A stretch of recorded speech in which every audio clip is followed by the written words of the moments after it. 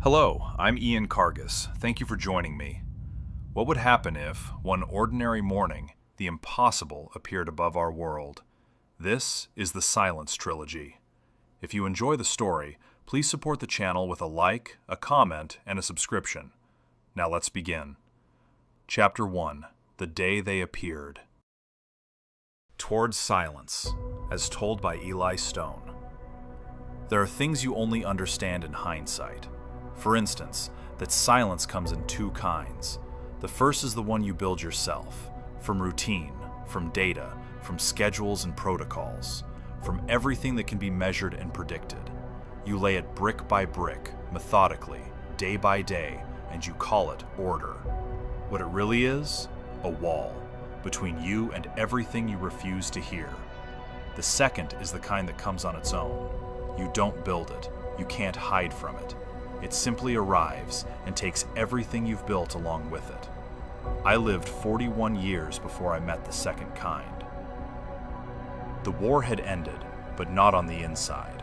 On the inside it went on, quieter, in figures, committees, protocols, and men in dark gray suits who called destruction reconstruction and called fear stability. I was part of that, knowingly. I believed that order was the best humanity could manage after what it had done to itself. That control was care. That a silence you could switch on and off was better than a silence no one governed. I was wrong.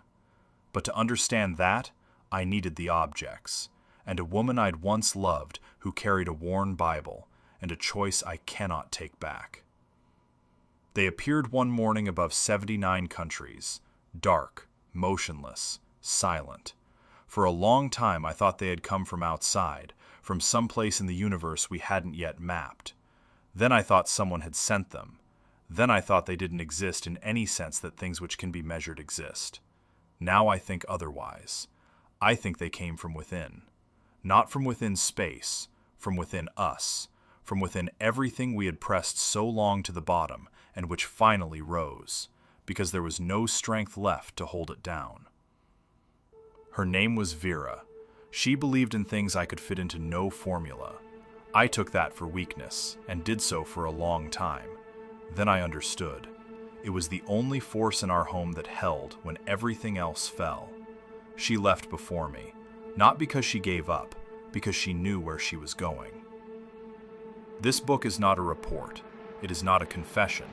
It is an attempt to understand what happens to a person when the outer noise finally falls silent and they are left alone with the voice they spent their whole conscious life running from. I don't know whether my answers were right, but for the first time in my life, I asked the right questions.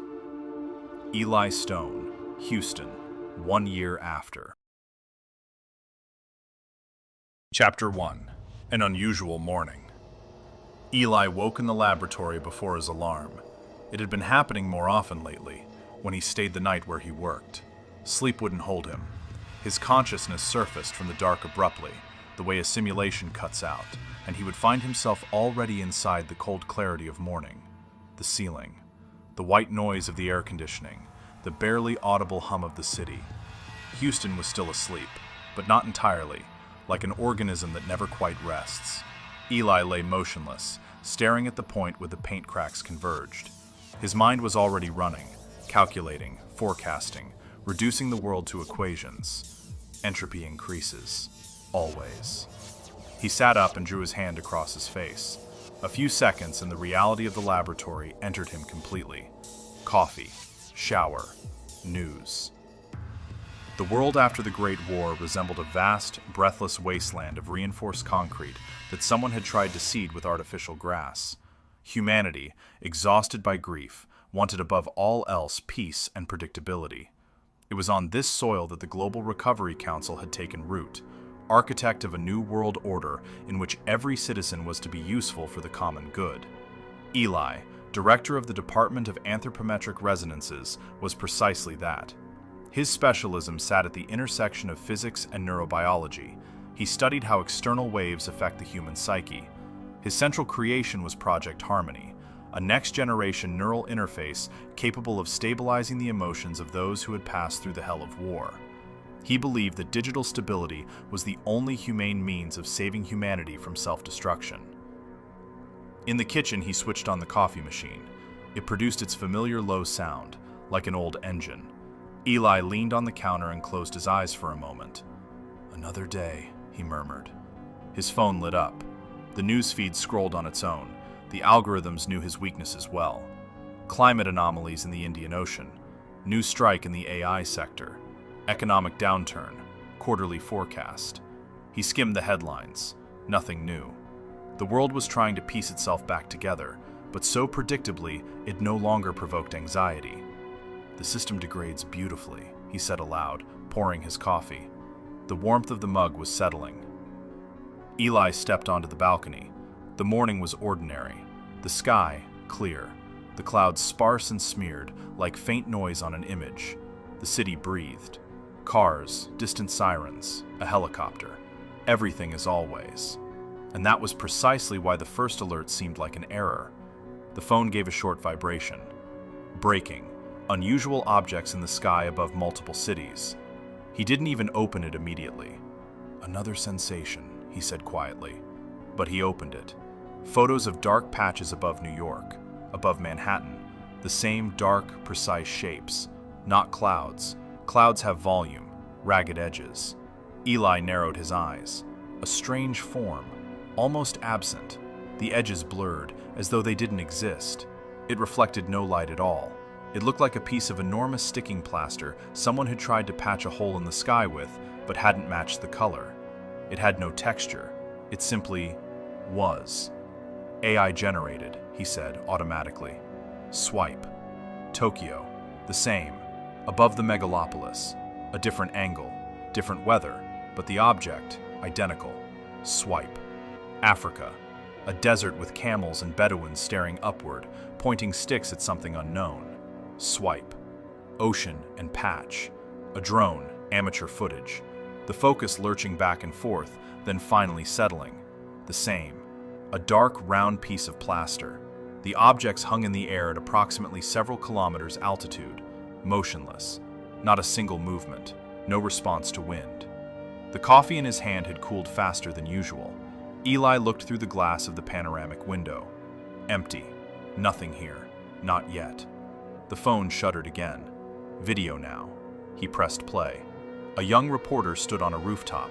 A breeze moved through her hair and her voice trembled, not from fear, but from excitement, as though this were her first broadcast. "We have no explanation. The object appeared approximately an hour ago. It isn't moving. Aviation is routing around the area." The camera tilted upward. Ilai went still. This was definitely not a cloud, and it was not something he could classify. It had no surface. It was not material in the ordinary sense, rather the opposite, an absence of matter in any modern understanding of the word, like a cut-out piece of reality, like a dark hole with no gravity. "Doctor, all available sensors are reading a perfect 0, his assistant Mark's voice came through the intercom, tight with tension. The phone trembled again. A message in their group chat. Mark wrote, "Everyone seeing this?" David replied, "It's not just one region anymore."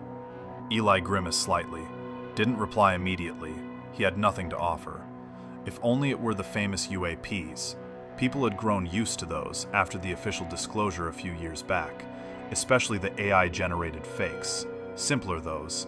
They appeared and vanished, leaving nothing behind.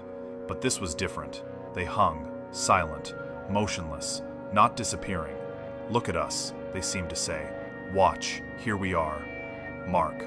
"Satellites confirm it." David. "But the sensor readings, 0. Impossible." Ilai set down his mug, gathered himself, and typed back. "Could be the sensors, not the object?" Mark. "Seriously? They all broke down at the same time?" David. "This is global. This isn't a bug." Ilai looked at his own sky, empty, still, and typed, "Optical effect. Large scale, but an effect. We'll figure it out. Stay calm." And regretted it immediately.